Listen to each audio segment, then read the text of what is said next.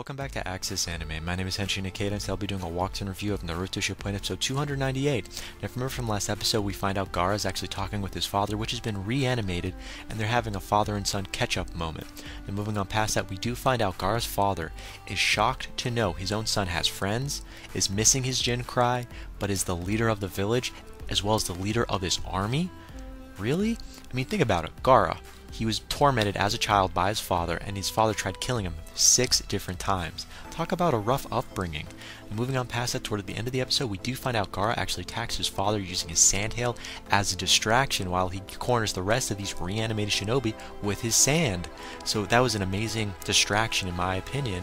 And now we see every one of these shinobi that have been reanimated, at least this is what we see, have been caught up in Gaara's little trap, and they're being sealed. And again, that's where the episode ends. And I'll hold my final thoughts and rating at the end of the clip, so stay tuned. But let's dive right on in. So we open up this episode with Itachi and Nagato, and they're just walking around aimlessly. And who's going to appear? Killer Bee and Naruto. So now you've got 4 of the badasses in this anime series, all in one location, just staring at each other. I'm like, really? So they're just doing a light catch-up. They're actually sitting there while standing, and they're talking. They're just shooting the breeze, discussing about what's going on, what's happening. And I'm like, did they know a war's going on? They're not on the same side, technically.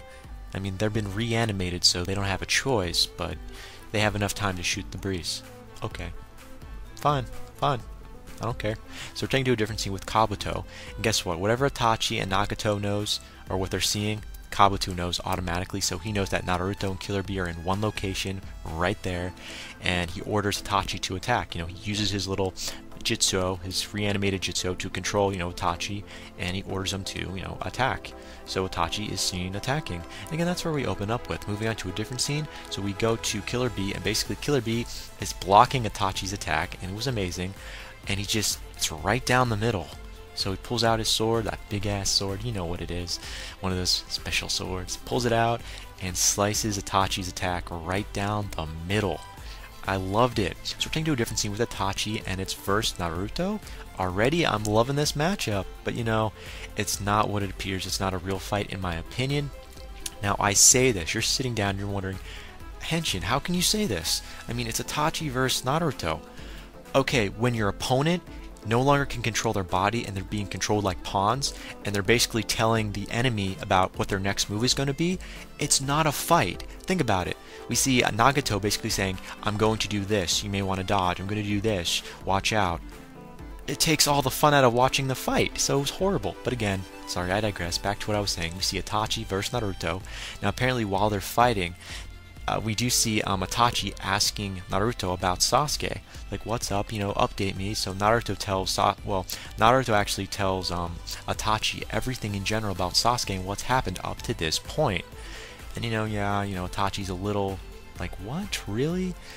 Yeah, but then we do see Itachi tell Naruto a lot of different things, and he basically tells him, don't tell the Leaf Village anything about what we've discussed, what we talked about, stuff along those lines. I'm like, okay, that's understandable. I mean, to an extent.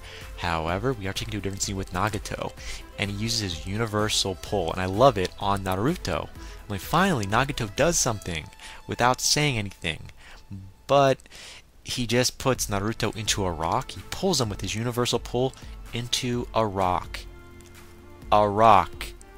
Come on, it's been blocked. Seriously, that was so simple. So we're taking to a different scene with Nagato, and he uses his summoning Jutsu. He summons 2 different monsters, which we don't really know the names of, at least in my opinion. One of them acts like the serpent from Hercules. You chop the head off, another one comes. So I thought it was kind of unique.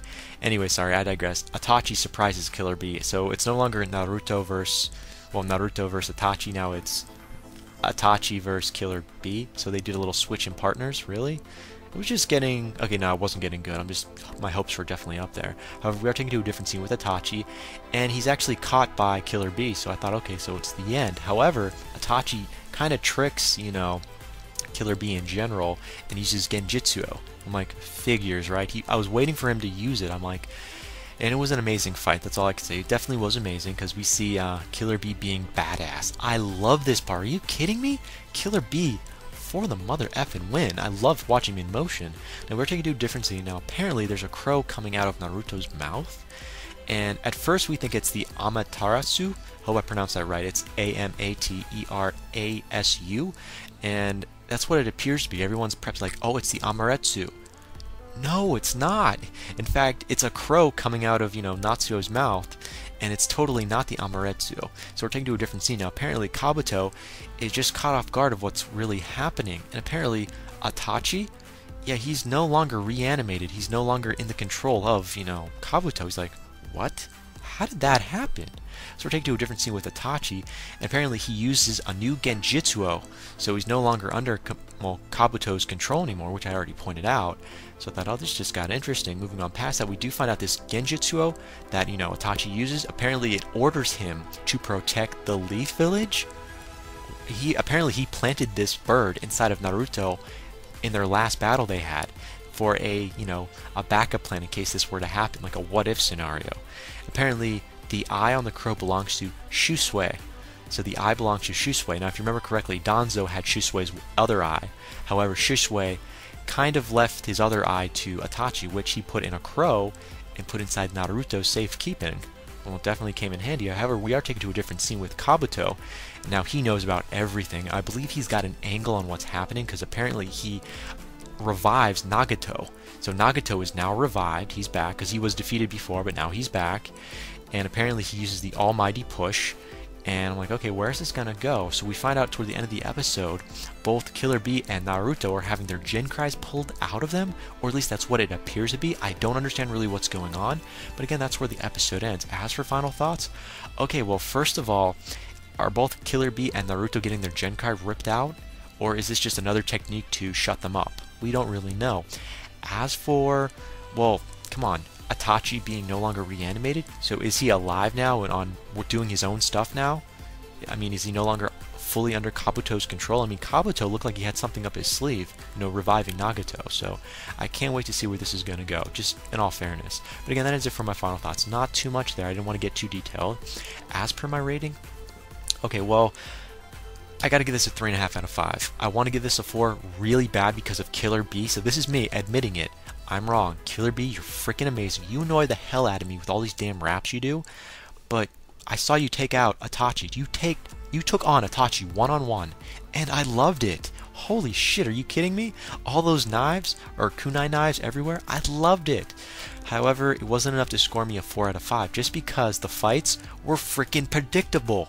I mean, Nagato and Itachi were basically, well, mostly Nagato was saying, watch out, I'm going to do this, I'm going to do this.